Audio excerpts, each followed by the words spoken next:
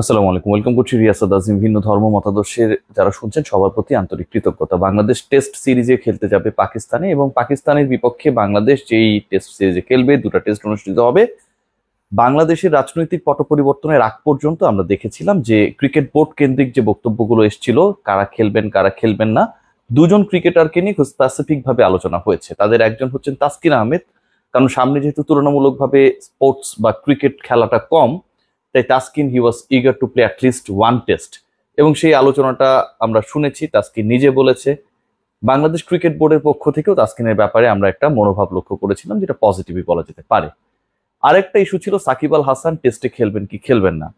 এখন থেকে মোটামুটি সপ্তাহ তিনেক আগের যে পরিস্থিতি ছিল, যখন সাকিব আল হাসান একটা বিশাল পাওয়ারফুল সামওয়ান ছিলেন, তিনি যাই চান সেরকমটাই আসলে বাংলাদেশ ক্রিকেট বোর্ড বিভিন্ন সময় করে, এবং সেটার ধারাবাহিকতা পাকিস্তানের বিপক্ষে বাংলাদেশের যে সিরিজ সেখানটাও থাকবে।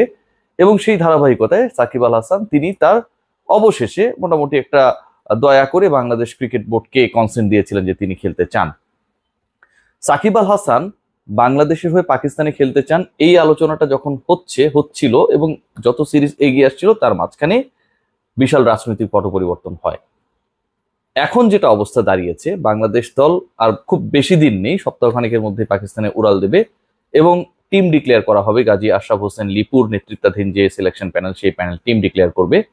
সেই দলে সাকিব আল হাসান থাকবেন কিনা এটা নিয়ে একদিন আগে আমরা দেখেছি ক্রিকেট অপারেশনস ম্যানেজার শাহরিয়ার নাফিস, তিনি যখন তার বক্তব্য দিচ্ছিলেন, কিছুটা শঙ্কা, সংশয়, অবিশ্বাস, আস্থাহীনতা, মানে যদি কিন্তু হিসাব নিকাশগুলো ছিল পট পরিবর্তনের কারণে, সেটা সেটা নাফিসের ব্যক্তিগত মতামত না।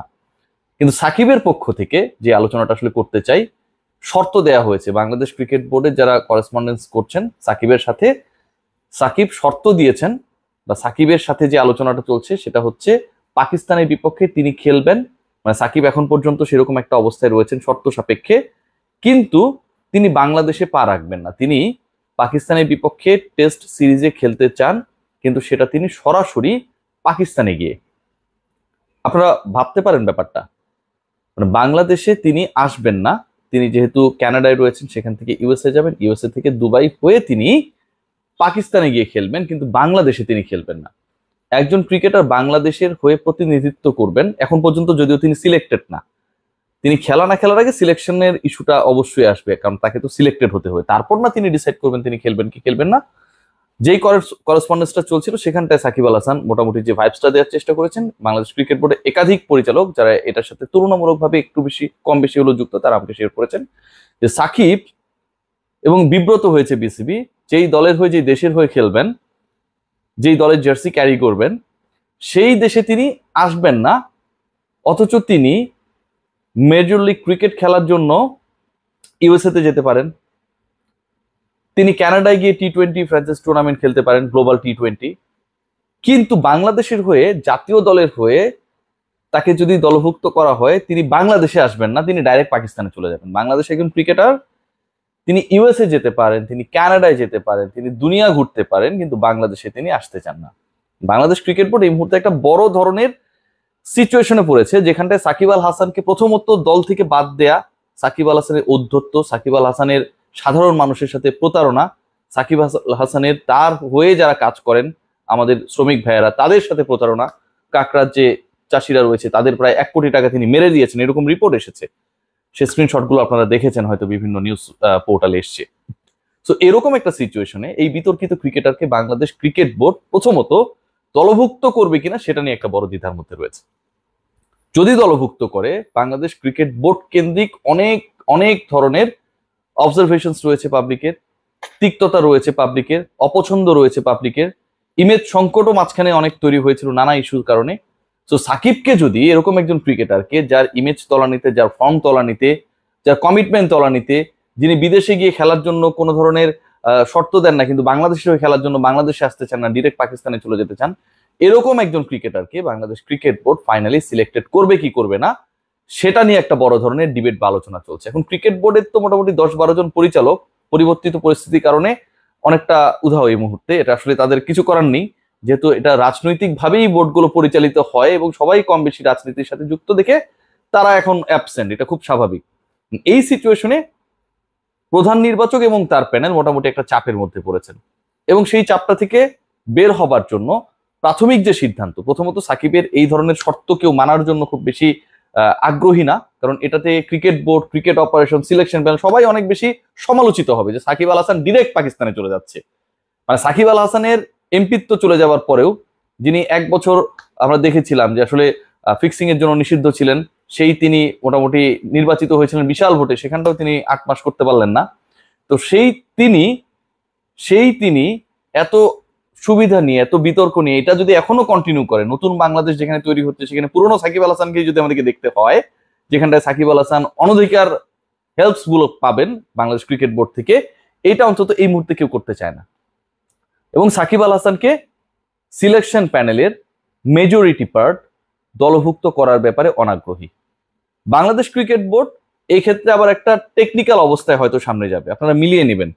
সেটা হচ্ছে সাকিব আল হাসান নিজে থেকেই অনেক স্ট্রেস এটা ওটা বইলা, সাকিব আল হাসান নিজে থেকেই আসলে পাকিস্তান সিরিজ থেকে তার নামটা প্রত্যাহার করে নিয়েছে বা অনুরোধ করেছিল যে তিনি খেলতে চান না।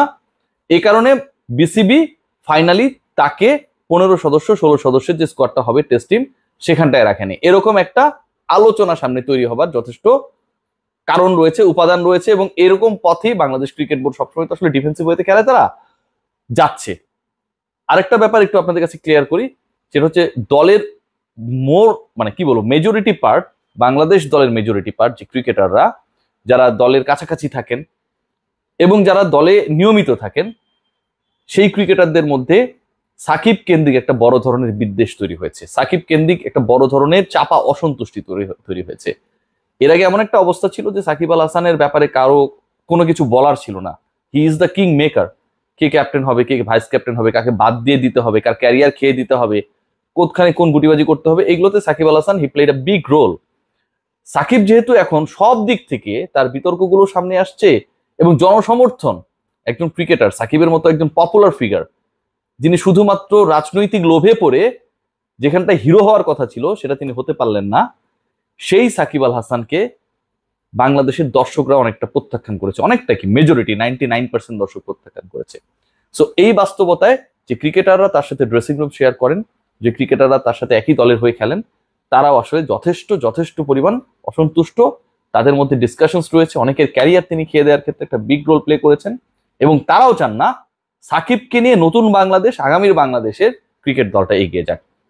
সো আমি যদি সাম আপ করি, যে ব্যাপারটা দাঁড়ায়, সাকিব আল হাসান মনে করছেন তিনি পাকিস্তানের বিপক্ষে খেলবেন, কিন্তু তিনি আমেরিকা কানাডায় গেলেও, দুবাই টুবাই গেলেও বাংলাদেশে তিনি আসবেন না, তিনি যেখানে খেলা হবে সেখানে সরাসরি গিয়ে খেলে দিবেন, এরকম একটা আবদার তিনি করার চেষ্টা করছেন। এবং বাংলাদেশ ক্রিকেট বোর্ড নীতি নির্ধারণী পর্যায়ে যারা রয়েছেন, তারা অন্তত এই তলানির ফর্মের সাকিব, তলানির জনপ্রিয়তার সাকিবকে নিয়ে আর কোনো রিস্ক নিতে চায় না। তারা চায় সাকিবকে ছাড়াই বাংলাদেশ দল গঠিত হবে, এবং সেখানটায় বাংলাদেশ ক্রিকেট বোর্ড তারা একটা ব্যাখ্যা দেওয়ার চেষ্টা করবে। আগে বলে দিচ্ছি সবকিছু, যে সাকিব আল হাসান নিজে থেকেই তার নাম প্রত্যাহার করে নিয়েছে।